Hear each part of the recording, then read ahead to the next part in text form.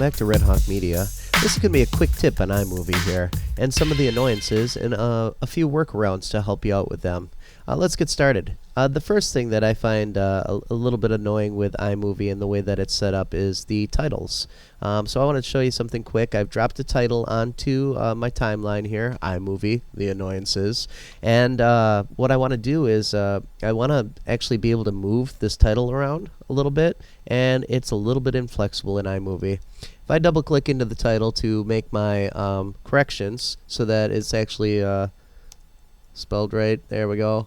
Alright, anyway, I guess I did have that spelled right. So, if I want to move this title around, kind of a quick cheat that I can do is I can use return and kind of move it along that way, but it's pretty much only going to move in that line upwards or down, and mostly down. So I have to start off with the title like this is an upper third, upper left third.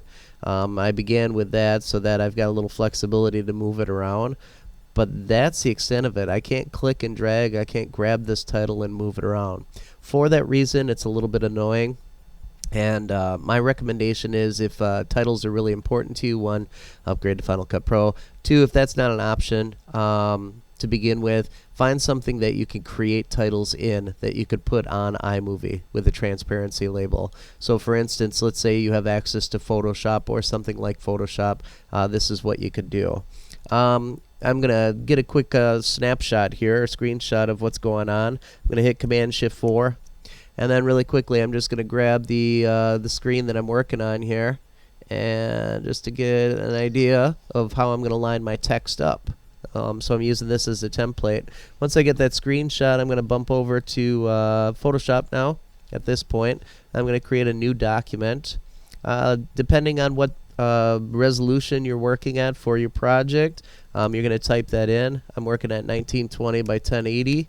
Okay, good rule of thumb for video, 150 for the resolution, and I'm going to keep the transparency on there for the background. And I click OK. Alright, so here's my new document. Now, let's go ahead and grab a few things. I'm going to minimize this out of the way and hide iMovie. There we go. And now, you can see what's going on. I got the screenshot of my desktop. I'm going to go ahead and drag that into the first layer here.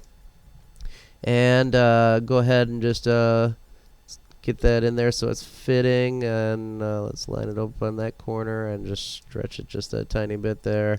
And enter.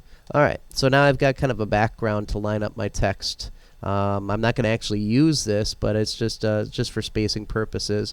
Now I would grab my text tool here, and I would create the actual text that I want to use for this. So depending on the font, the size, all of that stuff, I might go ahead and click in here, and then I've got my iMovie, and then the annoyances, something like that. All right. So let's get that all sized down here to something that's a little bit more reasonable, maybe 100. All right, maybe let's just jump to 72 here. There we go. All right, now I'll grab the move tool, and I get this lined up to wherever I need. Command T it. Let's bring this in. This is cheating, sorry. And yeah, there we go. So I've got a little bit more flexibility with this. I can move it wherever I want. Once I get the positioning to where I'm happy, let's say I wanted to move this over so it's actually on the right side a little bit more, like so. I position that in there. And then I go ahead and let's hit enter to accept the changes. And then I take the screenshot. I'm going to delete that out of there. Actually, let's create a new layer first, drag this to the bottom, and now I take my screenshot, delete that out of there. Yes. Alright, so there's my title, all set up. Save this, of course, as a PNG. So I go save as, and let's save it really quick as a PNG. Where am I at? Alright, and we'll just put iMovie on here, like so, and save. Alright, now, okay. We don't have to make any changes on that. Alright, let's get this out of the way. Let's bring iMovie back up. Alright, I've got the background here. Now I am going to get rid of that title, okay, because I've got one that's all set up and spaced exactly the way I want. So I'm going to come over, grab this iMovie PNG. I'm going to drag this on top here. And you can see immediately when you put it in, it's got that annoying Ken Burns effect on it. So go up to the cropping tool here. Let's go fit, because I sized this to fit my document right. Okay, and then we're good there. Okay, come back down here, and there it is. Voila. Okay, so now I've got this nice stagnant title in there, but it is lined up exactly the way I want.